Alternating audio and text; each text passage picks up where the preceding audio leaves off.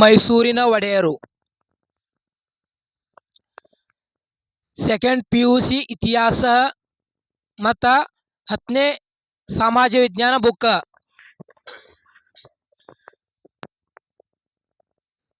ಮೈಸೂರಿನ ಒಡೆಯರು 1399ರಲ್ಲಿ ಅಸ್ತಿತ್ವಕ್ಕೆ ಬಂದರು.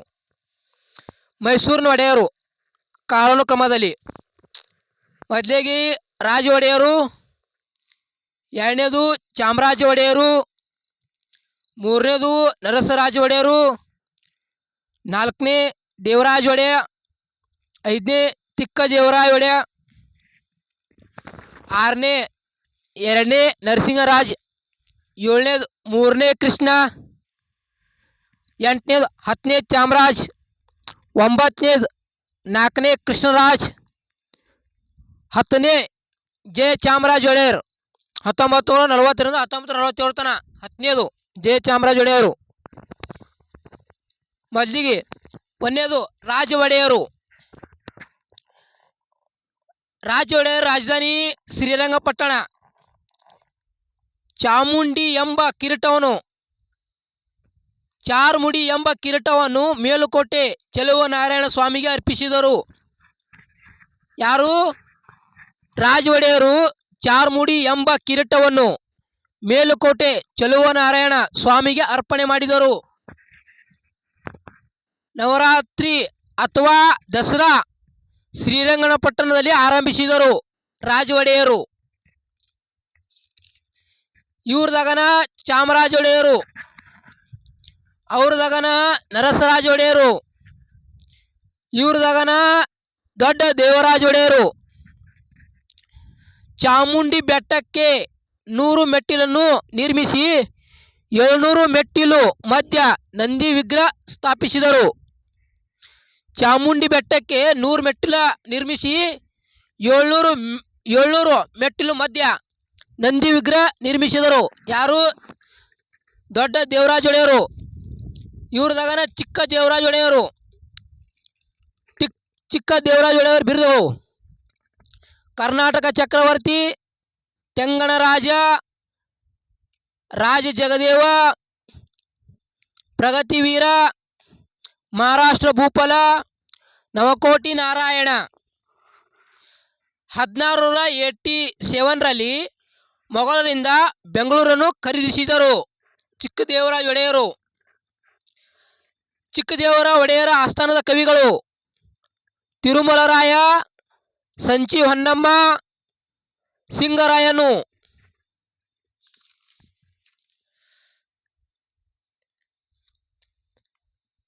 ಈಗ ಎರಡನೇ ನರಸರಾಜ ಒಡೆಯರು. ಇವರು ಮೂಕ ಕಿವುಡ ಇದ್ದುದರಿಂದ ದಳವಾಯಿ ನಂದರಾಜನು ರಾಜ್ಯವನ್ನು ನೋಡಿಕೊಂಡನು. ಇದೇ ಸಮಯದಲ್ಲಿ ಹೈದರಾಲಿಯು ಪ್ರಸಿದ್ಧಿಯಾದನು. ಎರಡನೇ ನಂದರಾಜರು ಕಿವುಡರು ಮತ್ತು ಮೂಕರಿದ್ರು. ಇದರಿಂದ ನಂದರಾಜ ದಳವಾಯಿ ಆದನು. ಇದೇ ಸಮಯದಲ್ಲಿ ಹೈದರಾಲಿ ಪ್ರಸಿದ್ಧನಾದನು.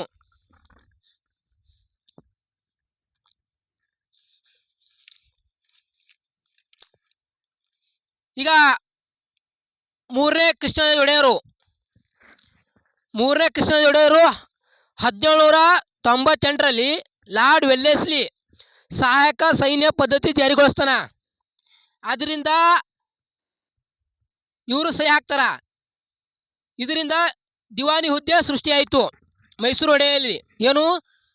1798ರಲ್ಲಿ ಲಾರ್ಡ್ ವೆಲ್ಲೆಸ್ಲಿ ಸಹಾಯಕ ಸೈನ್ಯ ಪದ್ಧತಿಗೆ ಸಹಿ ಹಾಕ್ತಾರೆ ಇವರು. ಆದ್ದರಿಂದ ದಿವಾನಿ ಹುದ್ದೆ ಸೃಷ್ಟಿಯಾಯಿತು. ದಿವಾನರ ಬಗ್ಗೆ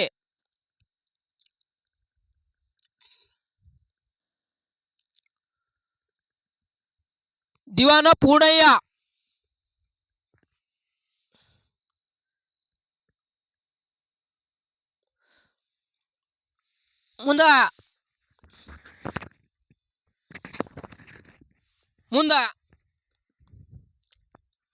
ಮುಂದೆ ಕಮಿಷನರ್ ಆಡಳಿತ ಚಾಲೂ ಆಯಿತು.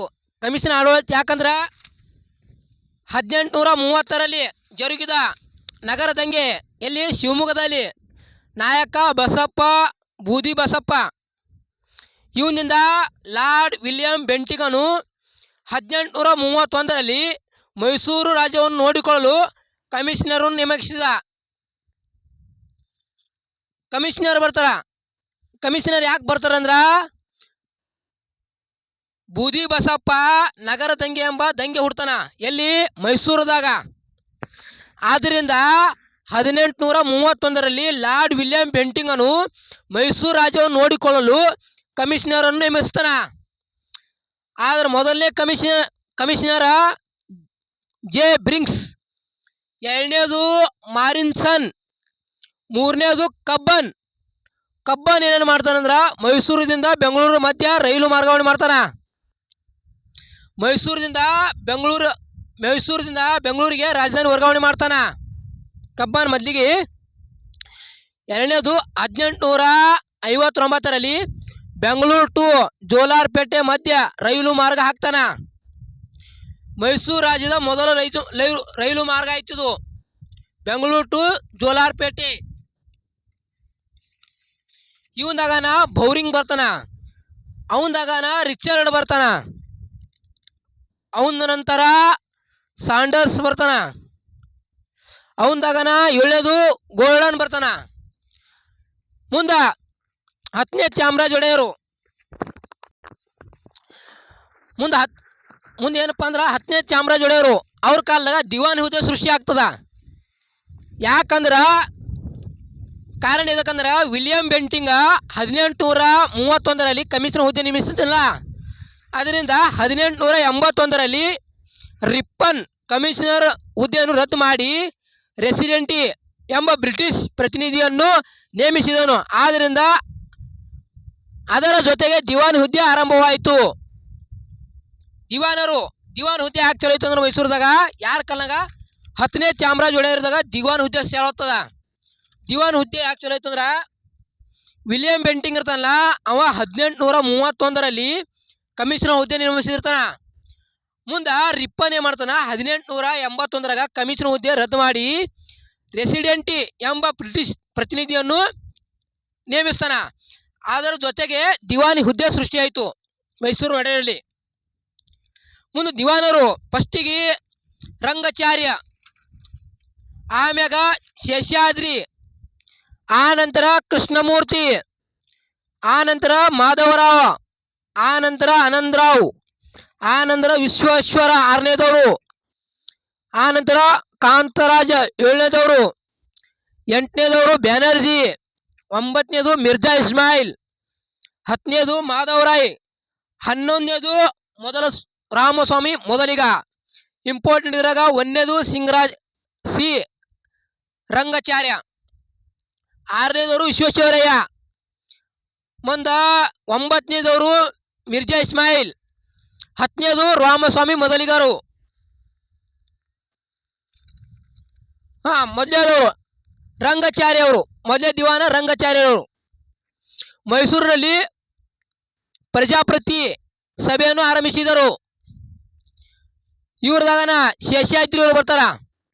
ಶೇಷಾದ್ರಿ ಅವರು ಮಾಡ್ತಾರ ಮೈಸೂರಿನಲ್ಲಿ ಸಿವಿಲ್ ಸರ್ವಿಸ್ ಪರೀಕ್ಷೆ ಆರಂಭಿಸಿದರು. ಹೆಣ್ಣು ಮಕ್ಕಳಿಗೆ ವಿದ್ಯಾಭ್ಯಾಸಕ್ಕೆ ಮಹಾರಾಣಿ ಬಾಲಕಿ ಪ್ರೌಢಶಾಲೆ ಸ್ಥಾಪಿಸಿದರು. 1884ರಲ್ಲಿ ಶಿಶು ಮರಣ ನಿಷೇಧಿಸಿದ ಕಾಯ್ದೆ ಜಾರಿಗೆ ತಂದರು. 1902ರಲ್ಲಿ ಕಾವೇರಿ ನದಿಗೆ ಶಿವನ ಸಮುದ್ರ ಬಳಿ ಶಿಂಷಾ ಜಲವಿದ್ಯುತ್ ಯೋಜನೆ ಆರಂಭಿಸಿದರು.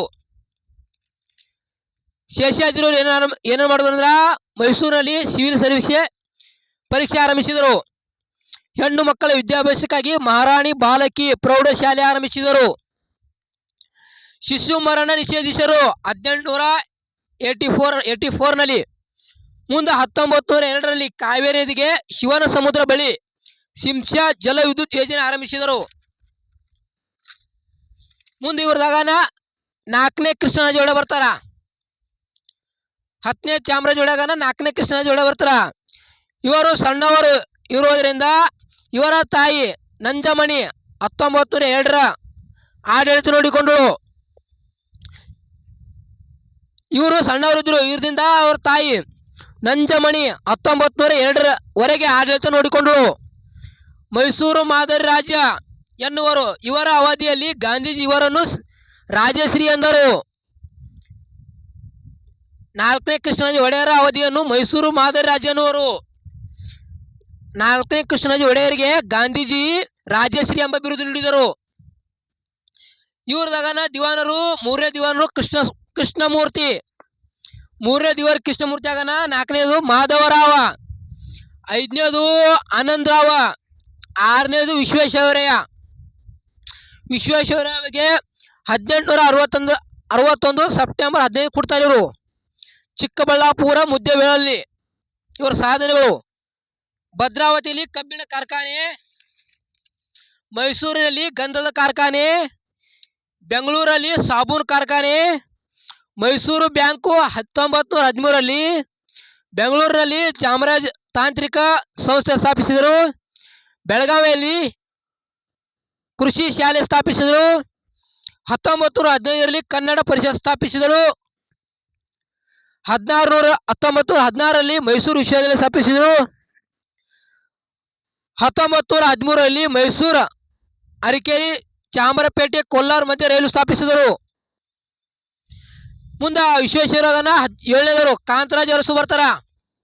7ನೇದವರಾಗನ. 8ನೇದವರು ಬ್ಯಾನರ್ಜಿ ಆಗನ ಮಿರ್ಜಾ ಇಸ್ಮಾಯಿಲ್ ಅವರು ಬರ್ತಾರ. ಇವ್ರು ಏನು ಮಾಡ್ತಾರ, ಬೆಂಗಳೂರಿನಲ್ಲಿ HCL ಕಾಜಿನ ಕಾರ್ಖಾನೆ, ಪಿಂಗಾಣ ಕಾರ್ಖಾನೆ ಸ್ಥಾಪಿಸ್ತಾರ. ಬೆಂಗಳೂರಿನಲ್ಲಿ ಬೆಳಗೊಳದಲ್ಲಿ ರಾಸಾಯನಿಕ ಕಾರ್ಖಾನೆ ಸ್ಥಾಪಿಸ್ತಾರ. ಮಂಡ್ಯದಲ್ಲಿ ಸಕ್ಕರೆ ಕಾರ್ಖಾನೆ, ಶಿವಮೊಗ್ಗದಲ್ಲಿ ಬೆಂಕಿಪಟ್ಟ ಕಾರ್ಖಾನೆ, ಭದ್ರಾವತಿಯಲ್ಲಿ ಉಕ್ಕು ಕಾಗದ ಕಾರ್ಖಾನೆ, ಜಕ್ಕಲೂರಿನಲ್ಲಿ ವಿಮಾನ ನಿಲ್ದಾಣ, ರೇಡಿಯೋ ಕೇಂದ್ರ ಮೈಸೂರು ಮತ್ತು ಬೆಂಗಳೂರಲ್ಲಿ ಸ್ಥಾಪನೆ ಮಾಡ್ತಾರ. ಬಂಧನಾವಳಿಯಲ್ಲಿ ಖಾದಿ ಉತ್ಪಾದನೆ ಕೇಂದ್ರ ಸ್ಥಾಪನೆ ಮಾಡ್ತಾರ. KSR ಬೃಂದಾವನ ನಿರ್ಮಿಸ್ತಾರ. ಬೆಂಗಳೂರಿನಲ್ಲಿ ನರರೋಗಿ ಆಸ್ಪತ್ರೆ ಸ್ಥಾಪಿಸ್ತಾರ. ಕೋಲಾರದಲ್ಲಿ ನರಸರಾಜ ಆಸ್ಪತ್ರೆ ಸ್ಥಾಪಿಸ್ತಾರ. ಶಿವಮೊಗ್ಗದಲ್ಲಿ ಮೇಘನಾ ಆಸ್ಪತ್ರೆ, ಮೈಸೂರದಲ್ಲಿ ವಾಣಿ ವಿಲಾಸ್ ಆಸ್ಪತ್ರೆ. 1938ರಲ್ಲಿ ಶಿವಪುರ ಧ್ವಜ ಸತ್ಯಾಗ್ರಹ ಆಗ್ತದ. ಯಾರು, ಮಿರ್ಜಾ ಇಸ್ಮಾಯಿಲ್ ಅವರು ಇದ್ದಾಗ. 1938ರಲ್ಲಿ ವಿದುರಾಶ್ವ ದುರಸ್ತ ಆಗ್ತದ ವಿಶ್ವೇಶ್ವರ ಇದ್ದಾಗೆ. ಈಗ 10ನೇ ಚಾಮರಾಜ ಒಡೆಯರ್ ಬರ್ತಾರ. ಇವ್ರದಾಗ ಮಾಧವರಾಯ, ರಾಜಸ್ವಾಮಿ ಇಬ್ಬರೇ ದಿವಾನರು. ಮಾಧವರಾಯ ಇವ್ರದಾಗನ 10ನೇ ಮಾಧವರಾಯ. 10ನೇದಾಗನ ಈಗ 11ನೇದು ರಾಮಸ್ವಾಮಿ. ಇವರಿದ್ದಾಗ ಮೈಸೂರು ಚಳೋ ಆರಂಭ ಆಗ್ತದ 1947ಕ್ಕೆ. ನಾಯಕ KC ರೆಡ್ಡಿ. ಇದ್ರ ಉದ್ದೇಶ ಏನದ, ಜವಾಬ್ದಾರಿ ಸರ್ಕಾರ ಸ್ಥಾಪಿಸುವುದು. ಸ್ವಲ್ಪ ಎಲ್ಲಿ ತಪ್ಪಿತಂದ್ರೆ ಕ್ಷಮಿಸಬೇಕು. ಇವು 2nd PUC ಬುಕ್ಕ ಮತ್ತು 10th ಬುಕ್ಕನ್ನು ಗೌರ್ಮೆಂಟ್ ಬುಕ್ ತಂದು ಹೇಳಲಾಗಿದೆ.